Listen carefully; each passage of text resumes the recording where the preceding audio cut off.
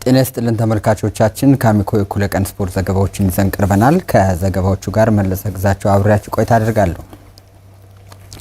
በ2019 የውድድር ዓመት በሴቶች የሊግ እርከን የሚወዳደሩ ክለቦች ሴት አሰልጣኞች እንዲያካትቱ አስገዳጅ ሕግ መውጣቱ የሴት አሰልጣኞችን ተሳትፎ ያሳድጋል ተብሎ ታምኖበታል። የኢትዮጵያ እግር ኳስ ፌዴሬሽን የሴቶች ልማት ዴስክ ኃላፊ ኢንስትራክተር በኃይሉ ዘለቀ ክለቦች መመሪያውን ለኮታ ሳይሆን አቅም መሰረት አድርገው መቅጠር አለባቸውም ብላለች።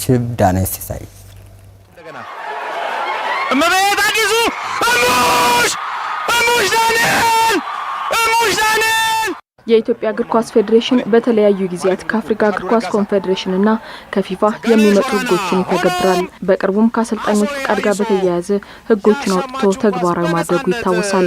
2019 የውድድር ዓመት ላይ በኢትዮጵያ ሴቶች ፕሪሚየር ሊግ እና ከፍተኛ ሊግ ላይ ካሉ ክለቦች መካከል ከዋናና ምክትል አሰልጣኞች አንዷ ሴት መሆን አለባት የሚለውን ውሳኔም በቅርቡ አጽድቋል። ኢትዮጵያ ወደ 27 የሚሆኑ ክለቦች አሏት በሱፐር ሊግ እና በፕሪሚየር ሊግ ላይ ማለት ነው። ያሉት የአሰልጣኞች የሴት አሰልጣኞችን ቁጥር ብንመለከት በጣም የሚያሳዝን በመሆኑ በዘንድሮ ዓመት ላይ የኛ ተቋም ያው ሁሉ ጊዜ ስፔሻሊ እንደኛ አፍሪካ የሆኑ ሀገሮች ላይ ህጎችን ሴቶችን እንዲሳተፉ ሴቶች ወደ ተጠቃሚነት ወደ ስፖርቱ እንዲመጡ ማድረግ የምትችሉ በህግ ስለሆነ ይሄ የፊፋ ህግ ነው፣ የካፍ ህግ ነው።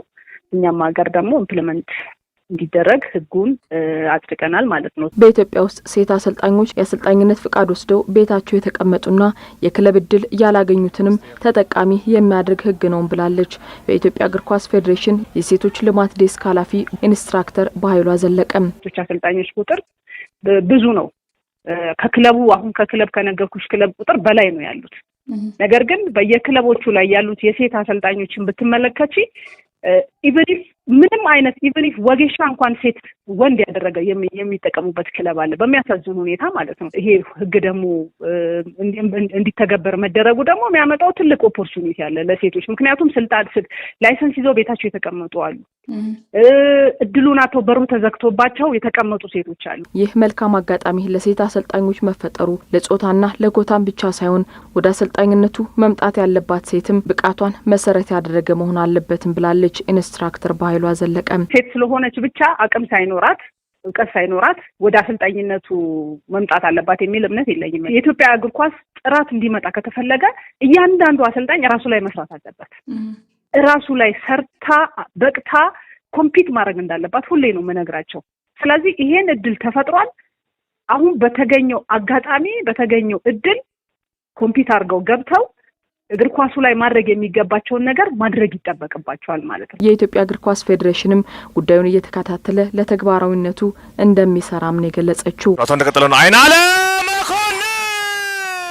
የሲቢ ኢትዮጵያ ፕሪሚየር ሊግ በሲዳማ ቡና አሸናፊነት መጠናቀቁ ይታወሳል። በ20 ክለቦች መካከል በተካሄደው ውድድር ላይ ቁጥሮች ምን ያሳያሉ የሚለውን አንተነህ ተስፋዬ ያስቃኘናል። በክለቦች መካከል እንግዲህ ሲከናወን የቆየው የኢትዮጵያ ፕሪሚየር ሊግ የ2018 የውድድር ዓመት ፍጻሜውን አግኝቷል። እንግዲህ በዚህ ውድድር ላይ ሲዳማ ቡና የዋንጫ ባለቤት ሆኗል ማለት ነው። በታሪኩ ለመጀመሪያ ጊዜ ነው እንግዲህ ሲዳማ ቡና የኢትዮጵያ ፕሪሚየር ሊግ ዋንጫን ማንሳት የቻለው። ከክልል ክለቦች ደግሞ እንግዲህ አምስተኛው ክለብ ነው የኢትዮጵያ ፕሪሚየር ሊግ ዋንጫን በማንሳት። አጠቃላይ እንግዲህ ሲዳማ ቡና በአመቱ 68 ነጥብ በማስመዝገብ ነበር እንግዲህ ሻምፒዮን መሆን የቻለው። ነገሌ አርሲ ደግሞ 60 ነጥብ በማስመዝገብ ሁለተኛ ደረጃ ላይ ተቀምጦ አጠናቋል። መቻል ደግሞ 57 ነጥብ በማስመዝገብ ሶስተኛ ደረጃ ላይ በመሆን ነው እንግዲህ ማጠናቀቅ የቻለው። ፋሲል ከነማ በ55 ነጥብ አራተኛ ደረጃ ላይ በመሆን ውድድሩን መጨረስ ችሏል። ባለፈው አመት የነበረውን ውጤት የሲዳማ ቡና ስንመለከት እንግዲህ ሲዳማ ቡና ባለፈው አመት በ49 ነጥብ አምስተኛ ሆኖ ነበር ያጠናቀቀው። እንግዲህ ሲዳማ ቡና ዘንድሮ 68 ነጥብ በማስመዝገብ ሻምፒዮን መሆኑን አረጋግጧል።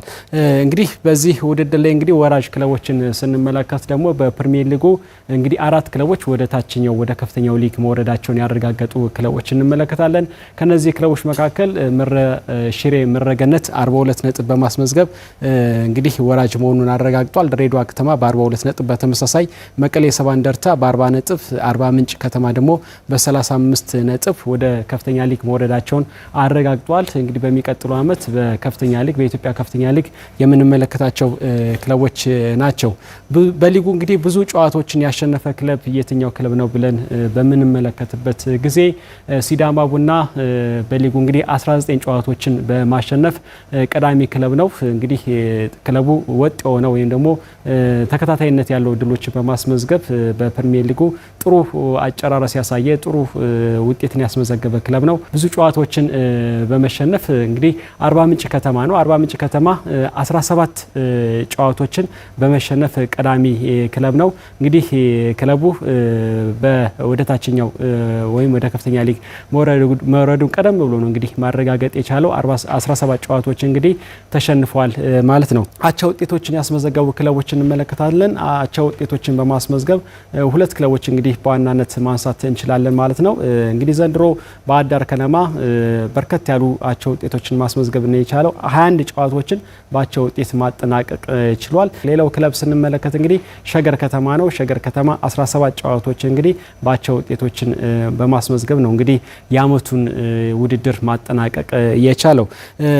በሌላ በኩል ደግሞ ብዙ ግቦችን ያስቆጠሩ ክለቦች እንመለከታለን። እንግዲህ በርከት ያሉ ግቦችን በማስቆጠር የትኞቹ ክለቦች ቀዳሚ ነበሩ የሚለውን ነገር ስንመለከት መቻል እናነሳለን። መቻል በኢትዮጵያ ፕሪሚየር ሊግ 44 ግቦችን በተቃራኒ ክለቦች ላይ እንግዲህ በማስቆጠር እንግዲህ ቀዳሚ ክለብ ነው። ሌላው እንግዲህ ሻምፒዮን የሆነው ሲዳማ ቡና 43 ግቦችን በማስቆጠር ሁለተኛው ክለብ ሲሆን ኢትዮጵያ መድን ደግሞ 40 ግቦችን በማስቆጠር ሶስተኛው ክለብ ነው ማለት ነው። ብዙ ጎሎች የተቆጠሩባቸውን ክለቦች ስንመለከት አርባ ምንጭ ከተማ ቀዳሚ ነው። እንግዲህ አርባ ምንጭ ከተማ 46 ግቦች ተቆጥሮበታል ማለት ነው። በመሆኑ እንግዲህ ቀዳሚ ክለብ ነው። ኢትዮጵያ ንግድ ባንክ 45 ግቦች ተቆጥሮበታል። ድሬዳዋ ከተማ ደግሞ እንደዚህ 41 ግቦች እንግዲህ ተቆጥሮበታል ማለት ነውና እነዚህ ክለቦች በኢትዮጵያ ፕሪሚየር ሊግ በርከት ያሉ ግቦች የተቆጠሩባቸው ክለቦች ናቸው።